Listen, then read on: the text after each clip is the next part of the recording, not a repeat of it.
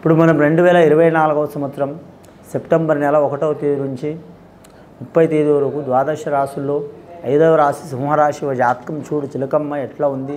వినాయక చవితి ఘడియల వారికి శుభయోగం అశుభయోగం ఎలా ఉంది, చదువు విద్య ఉద్యోగం వ్యాపారం దశ దిశ యోగం వాస్తు ఫలం నమ్మిన కార్యం చేసే పనిది ధరించిన కార్యంది వివాహ బలంది సంతాన బలంది సంసార బలంది రుచిక ద్వారాశి అద్దెబిందశి పనికబిందశి జాతకం ఎట్లా ఉంది.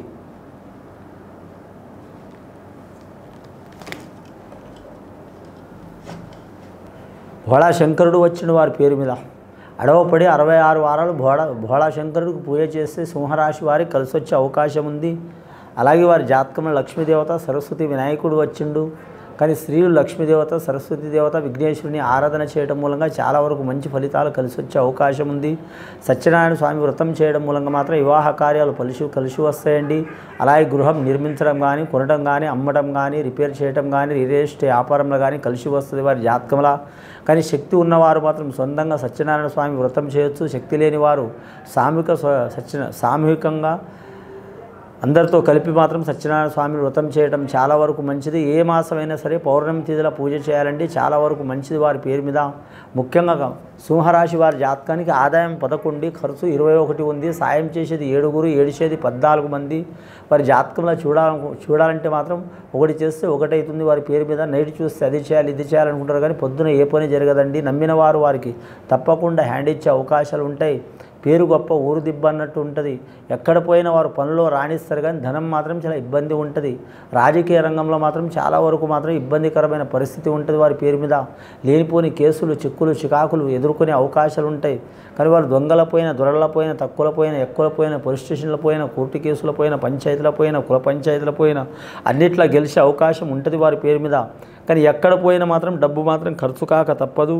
టైం వేస్ట్ కాక డబ్బు ఖర్చు కాక తప్పదు, టైం వేస్ట్ కాక తప్పదు. కాబట్టి చాలా జాగ్రత్త పాటించాలి. ఈ సింహరాశి వారి జాతకంలో చూడాలంటే మాత్రం ముఖ్యంగా మాత్రం శ్రీశైల మల్లికార్జున స్వామి దర్శనం చేయటం మంచిది. పాతాళ గంగల దిగి పాతాళ గంగల మునిగి తర్వాత సాక్షి గణపతికి మొక్కి ఆ శివపార్వతులను దర్శనం చేయటం మంచిది. అన్నదానం భూదానం గోదానం స్వర్ణదానం ఏదైనా దానం చేయటం మంచిది. మకా నక్షత్రం వారు వైడూర్యం ధరించడం మంచిది. ఉబ్బా నక్షత్రం వారు కట్టు మాత్రం వారి జాతకంలో వజ్రం ధరించడం మంచిది. అలాగే వీరికి లక్కీ నెంబర్ 8 వస్తుందండి. ముఖ్యంగా వ్యాపార విషయంలో మాత్రం సరిసమాన యోగం ఉంటుంది. కళాకారులకు మాత్రం చిక్కులు చికాకులు తప్పవు. అలాగే క్రీడాకారులకు కూడా మాత్రం ఇబ్బందులు తప్పవండి.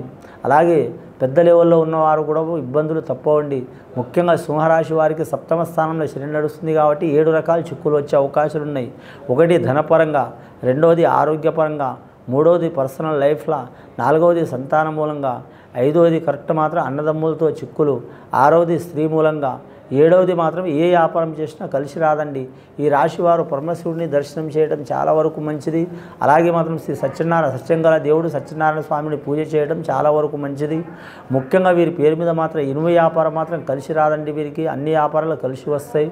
కానీ వైద్య రంగంలో ఉన్నవారికి మాత్రం అత్యున్నత స్థాయిలో రాణించే అవకాశం ఉంది. అలాగే విద్యారంగంలో ఉన్నవారు కలిసి వచ్చే అవకాశం ఉంది. అలాగే పంచాయతీరాజ్ శాఖలో పనిచేసే వారికి లాభయోగం ఉంటుంది. నీటిపారుదల శాఖలో వారికి మాత్రం అడవపడే యోగం ఉంటుంది. అలాగే రెవెన్యూ రంగం వారికి మాత్రం మంచి ఫలితాలు ఉంటాయి.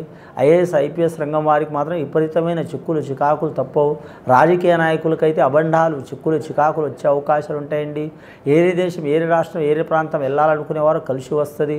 ముఖ్యంగా ఈ సెప్టెంబర్ నెల మాత్రం చాలా వరకు అనుకూలత ఉండి అలాగే ఇబ్బందులు కూడా ఉన్నాయి. 2 రకాలు ఉన్నదండి. 50% మంచిగా ఉంటే 50% ఇబ్బంది ఉంటుంది వీరి పేరు మీద. ముఖ్యంగా వివాహం కాని వారికి మాత్రం గడ్డు కాలం ఉంటుంది. అలాగే వివాహమైన వారికి మాత్రం కుటుంబంలో మాత్రం రాహుస్థానం ఉంది కాబట్టి చిక్కులు చికాకులు తప్పవండి. లేనిపోని అబండాలు చిక్కులు ఉంటాయి. వీరి జాతకంలో మాత్రం ముఖ్యంగా మాత్రం ఎవరికి పూజ చేసినా చేయకపోయినా మాత్రం శ్రీశైల మల్లికార్జున స్వామి దర్శనం చేయడం చాలా వరకు శుభకరం ఉంటుందండి. ముఖ్యంగా వీరి జాతకంలో మాత్రం సముద్ర స్నానం చేయడం కూడా మంచిది. అలాగే విపరీతమైన నరఘోష ఉంది కాబట్టి నరఘోష పోవడానికి మాత్రం ఇంటి ముందర మాత్రం బూడిద గుమ్మడికాయ కట్టడం బుధవారం రోజు మంచిదండి పచ్చని వస్త్రంతో. అలాగే బరి గుమ్మడికాయ మాత్రం అమావాస్య రోజు కానీ అష్టమి రోజు కానీ పలగొట్టి మాత్రం అటో సైడ్ ఇటో సైడ్ ఇంటి గుమ్మం ముందర పెట్టాలండి. అది అందరూ చేయకూడదండి. మెయిన్గా స్త్రీలు చేయకూడదు. ఇతరులు ఎవరు చేసినా మంచిగా ఉంటుంది కానీ స్త్రీలు మాత్రం చేయొద్దు. అలా చేస్తే ఇంటి మీద అనేది నరదృష్టి వెళ్ళిపోతుంది. అనుకున్న పని జయం ఉంటుంది. ఆరోగ్య విషయంలో కలిసి వస్తుంది. ధన విషయంలో కలిసి వస్తుంది. అలాగే మాత్రం పాతకాలం నుంచి ఉంటున్న సమస్యలు తేలిపోతాయి. అలాగే వీరి పేరు మీద గృహబలంలో ఏదైనా చాలా ఆటంకాలు ఉన్న తొలగిపోయే అవకాశాలు ఉంటుంది. వాస్తు దోషం ఉన్న చిక్కు చికాకులు వెళ్ళిపోయే అవకాశం ఉంటుంది. ముఖ్యంగా కృష్ణ తులసి, లక్ష్మీ తులసి 2 చెట్లు అనేది ఇంటి సైడు ఎన్ని దిక్కులు ఎన్ని వృక్షాలు నాటితే అంత మంచిగా ఉంటుందండి. కానీ కృష్ణ తులసి, లక్ష్మీ తులసి 2 రకాలు ఉంటుందండి. ఒకటి బ్లాక్ కలర్లో ఉంటుంది, ఒకటి మాత్రం వైట్ కలర్లో ఉంటుంది. ఆ తులసి చెట్లు 8 సైడ్ అంటే 8 భాగాలు ఎక్కడ పెట్టినా కూడా వారి ఇంటి మీద మాత్రం దయ్యం, భూతం, మంత్రం, తంత్రం, చెడుపు, చేతబడి, చెడు ఇంకోటి వాస్తు దోషం ఉన్నా కూడా తొలగిపోయే అవకాశం ఉంటుందండి. కానీ అమావాస్య పౌర్ణంలో మాత్రం ప్రయాణం చేయడం మంచిది కాదు. వీరి పేరు మీద అష్టమి ఘడియ కూడా మంచిది కాదు. పంచమి తిథి కలిసి వచ్చే అవకాశం ఉంది. కానీ నవమి తిథి మాత్రం నవరకాలకు మాత్రం నవగ్రహాలు సహకారం చేసే అవకాశం ఉంటుంది. కానీ చవితి రోజు మాత్రం ఆటంకాలు ఉంటాయి, చాలా జాగ్రత్తగా ఉండాలండి. ముఖ్యంగా ఈ విఘ్నేశ్వరుని ఆరాధన చేయటం కూడా వారికి శ్రేయస్కరం ఉంటుందండి. మనకు అన్ని పనుల్లో అనుకూలంగా ఉండాలంటే ఏ ఆటంకాలు రావాలంటే ఆ విఘ్ననాయకుడిని విఘ్నేశ్వరుని ఆరాధన చేయటం ఈ కుంభరాశి వారి నుంచి కూడా మాత్రం సహకారం ఉంటుంది వీరికండి. సింహరాశి వారికి కుంభరాశి వారి నుంచి సహకారం ఉంటుంది. అలాగే వీరి పేరు మీద నమ్మిన పని జయమయ్యే అవకాశం ఉంది. పెద్దల సహకారం ఉంటుంది. కొన్ని గవర్నమెంట్ రుణం లోన్ పొందాలనుకునే వారు కూడా మంచి యోగ బలాలు కలిసి వచ్చే అవకాశం ఉంటుంది. ఇక భార్యాభర్తలతో గొడవలు, చిక్కులు, చికాకులు ఉన్న వారికి కూడా తొలగిపోయే అవకాశం ఉంటుంది. అలాగే విడాకులు అప్లై చేసుకున్న వారు కూడా దగ్గరయ్యే అవకాశం ఉంటుంది. అలాగే భూమి గురించి కానీ లేదా మాత్రం పొలం గురించి కానీ స్థలం గురించి కానీ లేదా పార్ట్నర్స్తో ఉన్న భూమి గురించి కానీ చాలా కాలం నుంచి ఒకే భూమిలో 5 నలుగురు పొత్తులో ఉన్న చిక్కులు చికాకులు ఉన్న వారి గురించి కూడా తొలగిపోయే అవకాశాలు ఉన్నాయి. ముఖ్యంగా గత కొన్ని సంవత్సరాల నుంచి పడుతున్న చిక్కులు చికాకులు దారిద్ర్య బాధలు వెళ్ళిపోవాలంటే మాత్రం వీరు ఖచ్చితంగా మీరు జాతకాన్ని శ్రీశైలం మల్లికార్జున స్వామి దర్శనం చేయటం మంచిది. రెండోది విఘ్నేశ్వరుని ఆరాధన చేయటం మంచిది. మూడవది ఖచ్చితంగా సత్యనారాయణ స్వామిని వ్రతం చేయటం చాలా వరకు శుభకరం ఉంటుందండి. ఇది విని చూసి ఆచరించే వారికి గొప్ప ఫలితాలు కలుగుతాయండి. శుభం భూయాత్.